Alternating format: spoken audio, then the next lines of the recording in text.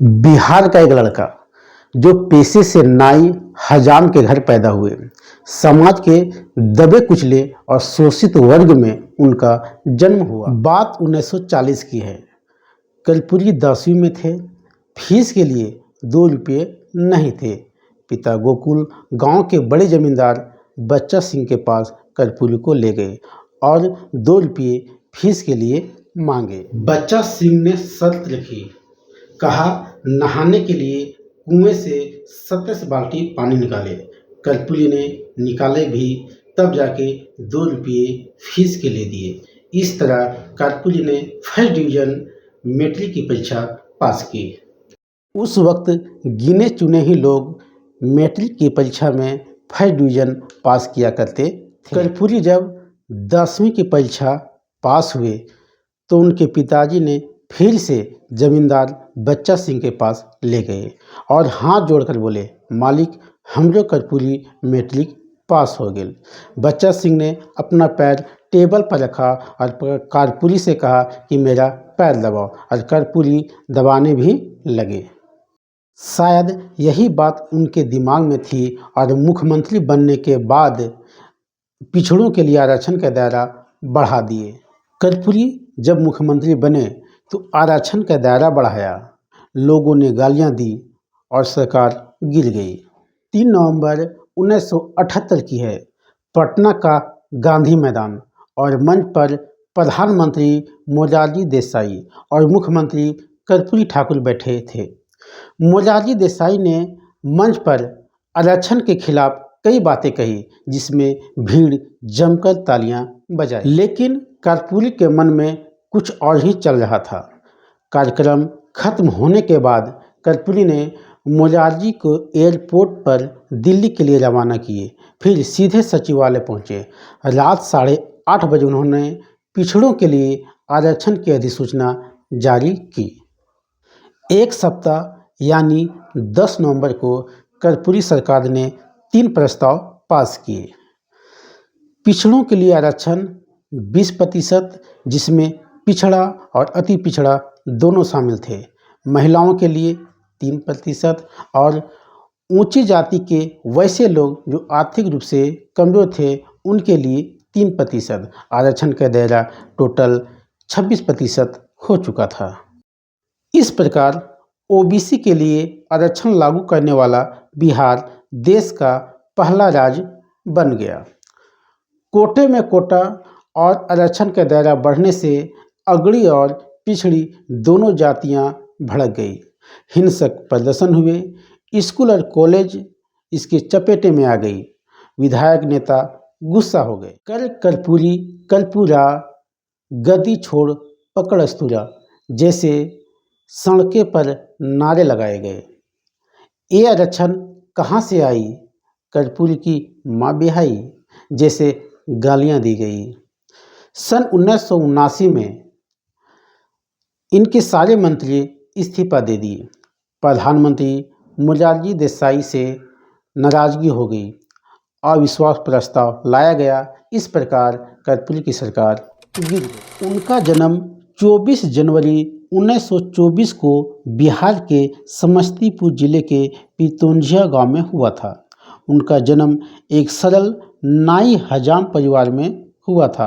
आर्थिक तंगी के बावजूद उन्होंने पटना विश्वविद्यालय से कानून की डिग्री हासिल की। वे एक स्वतंत्रता सेनानी, शिक्षक, राजनेता थे। उन्हें जननायक के नाम से जाना जाता है। वे बिहार के पहले गैर कांग्रेसी मुख्यमंत्री भी हुए। उन्होंने 1952 में सोशलिस्ट पार्टी के उम्मीदवार के रूप में बिहार विधानसभा का चुनाव जीता और कभी हारे नहीं। 1967 में बिहार के उप मुख्यमंत्री बने। दिसंबर 1970 से जून 1971 तक तथा 1977 से 1979 तक बिहार के मुख्यमंत्री रहे। जब देखा कि पिता के पास पैसे नहीं हैं, तब वृद्धा पेंशन शुरू किए। बात उस समय की है जब वे मुख्यमंत्री थे। तब अपने गांव पितौंझिया पहुंचे। माता पिता से मिलने झोपड़ी में गए, पैर छूकर आशीर्वाद लिए। माँ ने गुड़ खिलाकर 25 पैसे दिए। पिता गोकुल भी कर्पूरी को आशीर्वाद के रूप में कुछ पैसा देना चाहते थे, लेकिन उनके पास पैसे ना होने के कारण झोपड़ी से बाहर निकल गए। कर्पूरी पिता के बेबसी को समझ चुके थे। वे पटना वापस लौटे और 60 प्लस बुजुर्गों के लिए 10 रुपया वृद्धा पेंशन जारी किए। जब एक नेपाली महिला ने कर्पूरी पर रेप का एक झूठा आरोप, हालांकि नेपाली महिला प्रेमलता ने केस वापस लेते हुए कहा कि राजनीतिक दबाव बनाने के लिए मुझसे कर्पूरी पर झूठे आरोप लगाए गए और वे चाहती थी कि यह मुद्दा विपक्ष उछाले और उसे एमएलसी का पद मिल जाए। बात उस वक्त की है जब 1978 में कर्पूरी ठाकुर फूलपरास सीट से उपचुनाव लड़ रहे थे।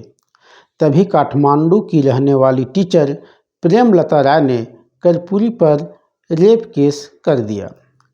प्रेमलता ने आरोप लगाया कि 1975 में इमरजेंसी के दौरान कर्पूरी काठमांडू में अपने दोस्त प्रोफेसर एमएन वर्मा के घर छुपे हुए थे। 20 जुलाई को मैं एक शादी से नशे की हालत में प्रोफेसर वर्मा के घर लौटी और वहीं सो गई। तब कर्पूरी ने मेरा रेप किया और मुझसे माफ़ी मांगने लगे। जब कर्पूरी पर रेप का आरोप लगा तो वे गांधी मैदान में अनशन के लिए बैठ गए। जब जमींदार ने मुख्यमंत्री के पिता की पिटाई कर दी, कर्पूरी ने कहा, एफआईआर दर्ज मत करना। बात उस वक्त की है जब कर्पूरी मुख्यमंत्री बन चुके थे। पिता नायक का काम करते रहे। एक बार जमींदार ने गोकुल को घर बुलवाया। तबीयत खराब होने के चलते उन्होंने जाने से मना कर दिया। इससे जमींदार नाराज हो गया। उनके आदमी गोकुल को उठाकर ले गए और जबरन उनके पिटाई कर दी। जिला प्रशासन को पता चला, सब सख्ते में आ गए। पुलिस ने जमींदार को हिरासत में लिया और पिटाई भी की। इधर कर्पूरी को यह बात पता चली तो समस्तीपुर डीएम को कहा, एफआईआर दर्ज नहीं करना। डीएम बोले, साहब ये सरकार की साख का सवाल है। कर्पूरी जी ने कहा, आप मुख्यमंत्री के पिता को बचा सकते हैं, लेकिन ऐसे हजारों पिताओं को कौन बचाएगा। गाली देना, मारना उनकी पुश्तैनी आदत है। गाली सुनना, मार खाना हमारी आदत है। ये धीरे धीरे ठीक हो जाएगा। 17 फरवरी 1988 को पटना में कर्पूरी ठाकुर की मृत्यु हो गई। डॉक्टरों ने बताया कि मौत हार्ट अटैक से हुई, जबकि कर्पूरी के करीबी कहते हैं कि एक षड्यंत्र के तहत उनकी हत्या की गई। दरअसल कर्पूरी को हाई ब्लड प्रेशर था। 1985 में हल्का दिल का दौरा भी पड़ा। तब उसकी मुलाकात अतुलानंद से हुई और उन्हें नमक पानी पिलाने लगे। कर्पूरी की मौत के बाद अतुलानंद गायब हो गए। आज तक ये पता नहीं चला अतुलानंद कौन था। कर्पूरी की मौत की जांच बार बार होती रही। इतिहासकार अमरेंद्र अपनी किताब कर्पूरी ठाकुर से जननायक तक में लिखते हैं, अतुलानंद ने 16-17 फरवरी को कर्पूरी को खाली पेट में सेंधा नमक मिलाकर 13 लीटर पानी पिलाया और उल्टी कराई। कुछ डॉक्टर बताते हैं कि कर्पूरी की सेहत के लिए नमक जहर जैसा था। कर्पूरी ठाकुर को 23 जनवरी 2024 को मरणोपरांत उन्हें भारत रत्न से सम्मानित किया गया। यह सम्मान उन्हें भारत के सामाजिक और राजनीतिक जीवन में उनके योगदान, विशेषकर बिहार के पिछड़े और वंचित वर्गों के उत्थान में उनकी भूमिका के लिए दिया गया।